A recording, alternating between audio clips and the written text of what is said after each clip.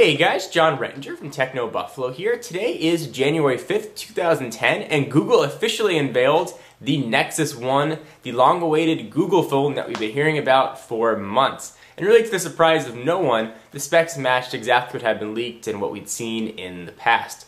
So I'm going to go over with you what was discussed today. If you see me look down, I apologize, I've got some notes in front of me. The conference just ended. So before Google got into talking about the Nexus 1, they mentioned that they're going to be having a more hands-on approach with their hardware manufacturers, like they did with Motorola when they came out with the Droid and the Click. And that's both good and bad. I think it's going to be good because you're going to have tighter integration with the operating system, and bad because the manufacturers might have to sort of bend over backwards and sort of work around Google's restrictions, but we'll see how that plays out. Let's move on to the Nexus 1. The tagline of the Nexus 1 is where web meets phone. They're calling this a new category of phones. They're calling it super phones. A little bit ambivalent on there. I don't think it really says much. It's more of just a marketing buzzword, but super phones is a new category that we are dealing with. So onto some specs. It's got a 3.7-inch AMOLED display, like we've seen, with a resolution of 480 by 800, which is super high res. It's running the 1 GHz Snapdragon processor, which is very fast. Same processor that's running the HTC HD2 and a few other devices like Acer, but it's very fast and extremely capable. It's got a multicolor notification trackball. It just means the trackball is going to light up when different things are happening. Nothing really revolutionary there, but it's kind of fun.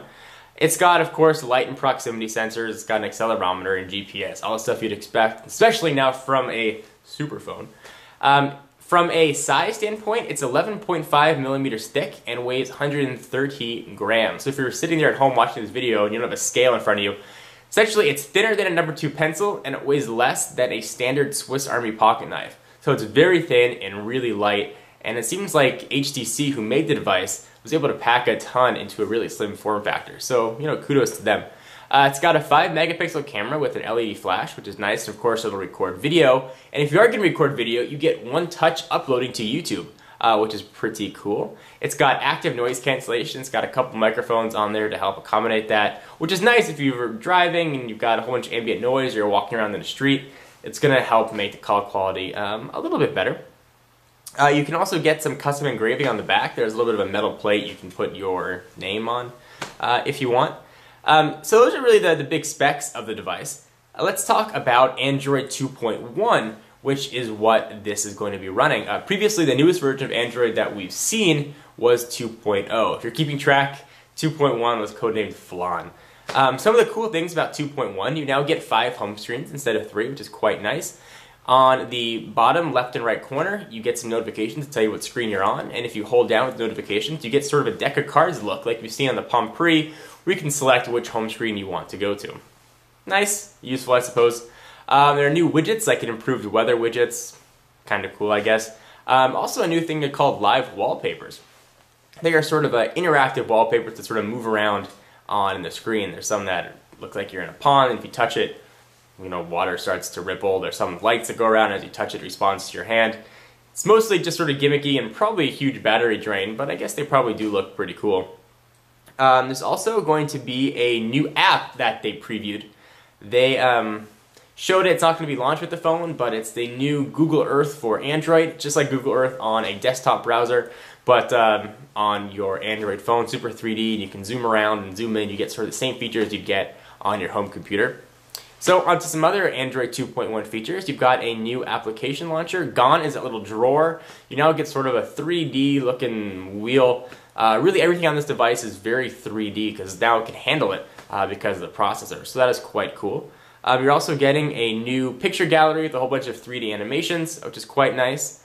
You're also getting improved search by voice, so it'll be a little more accurate. And one of the cool things Android 2.1 brings is voice recognition for text entry. So if you want to send a text message or an email, you hit that little microphone, you say, hey, I'll be there in 10 minutes, and it types it out for you, and you can just hit send. It makes it quite a handy feature if you don't have, you can't type, or you're not that accurate with an on-screen keyboard, because the Nexus 1 doesn't have a physical QWERTY keyboard.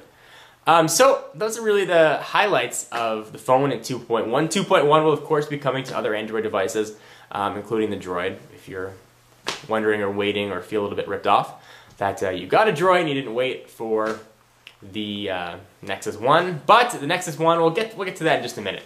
So how are you going to buy it? Google is now doing this new thing that they're calling a Google Web Store.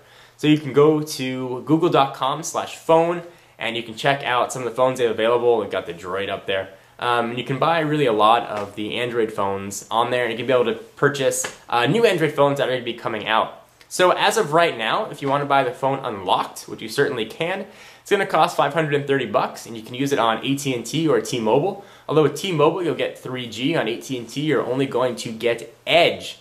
Hence be $180 if you want to buy it on T-Mobile. For those of you that are Verizon users in the US, your prayers may have been answered because it will be coming to Verizon in the spring and also to Vodafone in the UK.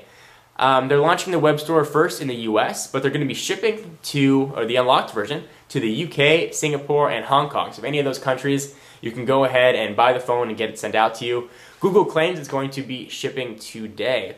Looks like a really great phone, and I'm quite excited to use it. However, being an AT&T user, I'm a little disappointed that I will not be able to use 3G, and hoping that AT&T gets their act together and joins the Open Handset Alliance and gets us some Android devices quite soon. Of course, for all of your Nexus 1 coverage, stick around to the channel in Techno Buffalo. We're going to be going over this thing ad nauseum. We should have a device in-house later on in the week so we can sort of run through all the specs with you. Anyway guys, hope you enjoyed. John Rettinger, and I will see you in the next video. Bye-bye.